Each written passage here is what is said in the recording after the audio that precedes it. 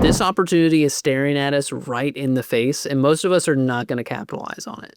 You and I need to talk about B-roll. I know it sounds silly, but many editors need to hear this because you're either going to damage your reputation or get sued. So there are three parts to this: credit, utility, and legality. Now, I know those sound really boring, but let me give you some more context and then we can dive in. So here it is, right? If you and I are pulling B-roll onto our edits, the mantra is always use royalty-free stock footage, right? We're all sick of that. Editors and audiences are in agreement stock footage is like for TV, and heck, TV isn't even using stock footage anymore. So like the same 5 stock footage actors that we've all seen these past 10 years, no one wants. So there's that piece, right? And then we have the rise of using movies and TV as your B-roll footage. This was kind of like 2024 coming into 2025, you know, using Clip Cafe or maybe screen recording free YouTube movies, you know, grabbing some footage. That's just a little bit different. It's cleaner. We're using the director, right? So I was in denial about this, but let me tell you, if you're still doing this, it's super illegal, like really illegal. So let's talk more about this. So as I understand it, this is kind of like where social is right now. Instagram, X or Twitter, TikTok, Facebook, LinkedIn, Threads, they're all kind of just the Wild West. But something like YouTube is a little bit more strict. You know, it kind of doesn't fly on YouTube, but technically a lot of people can still reach out and say, hey, you need to take that down. Like, you don't own that stuff, which we don't. Not really a safe thing to have in your edit. So this gets to my first point, credit, which is really simple. We just give credit to whoever made it, right? So no stock footage, no movie, no TV. So who are we crediting? The creators, more creators. So in my mind, this is actually the heart of the opportunity. We just have to get our B-roll from creators. Now, I'm not saying steal it. I'm saying let's make it collaborative. So I want to put this out there as best practices for editors and creators is like, let's work together. If I'm an editor and I'm trying to find something for my client that kind of fits whatever message that we're putting together, why not find a creator that matches that vibe, that aesthetic, right? And we can contact them. You know, I want this best practice to be, let's contact the creator as much as we can and see if we can work with them. Can we, at the very least, tag them in the post? Can we collaborate with them? I think that is kind of the next evolution of when we're putting our B-roll together, because we've actually started doing this when we worked with a brand a few months ago. We hired someone to create B-roll specifically for the brand. And more importantly, it's like, hey, we can keep doing this not only for ourselves, but just for other clients. Like, let's make our own stock footage library with a creator that matches the aesthetic, right?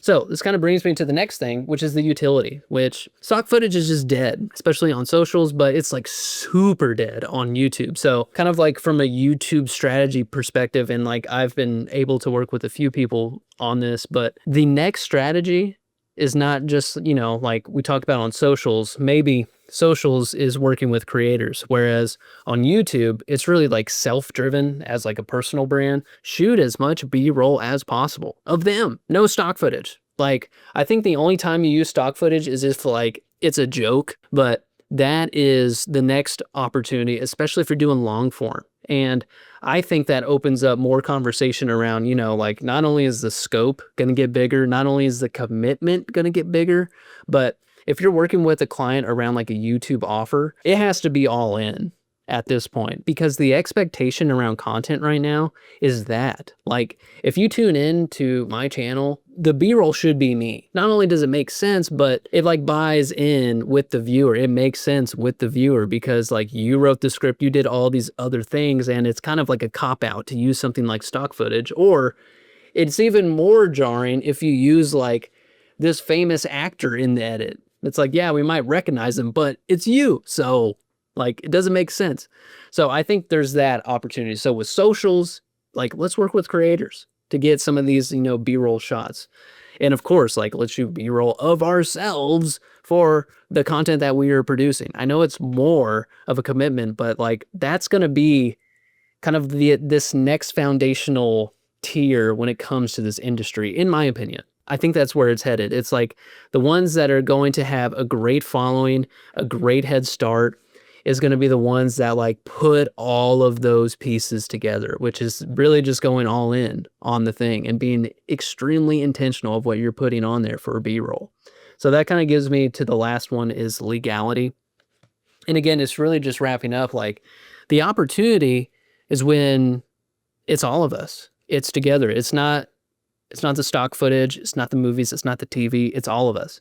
So the best practices around of just like, let's have some more conversations around how we can help each other. Hey, could I actually have like a library of you and my client together, like interacting? Because now with something like YouTube, and Instagram does a good job of this too, with like collaborative posts, there's just so much more opportunity around simple tagging that we've done in the past, or just adding someone's stuff in the description. Like the opportunity is when all of us get to be involved with each other's projects. Like I think that is kind of like the evolution as an editor of like, hey, if we want to coach our clients, if we want to coach people to not only be more committed to an offer, or if we, can up the price in some way from a business perspective, it's like we need more people that are more not only intentional, but committed to whatever the process is, because that's what the game is turning it into. Like, yes, like there's already been players that have been playing at a high level for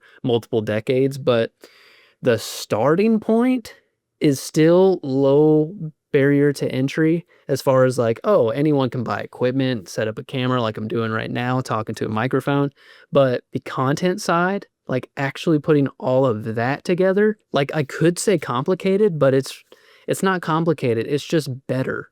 Like all of us are starting to get better at sharpening our knives and seeing what works. And a lot of it is like the authenticity side, but really it's just being intentional with what we're putting out there. So again, I think that is the path, is that we can have better conversations, more opportunities around B-roll specifically to be more intentional and just make the content better, make it make more sense, just really intentional, because that is really like the winners in this space right now. You can get by with the animations on some things. They have to be pretty quick at this point, but like it's kind of going backward in the sense of like, if it's just the creator, the expectation is that whoever is viewing your stuff is seeing you more on like a film, a B-roll.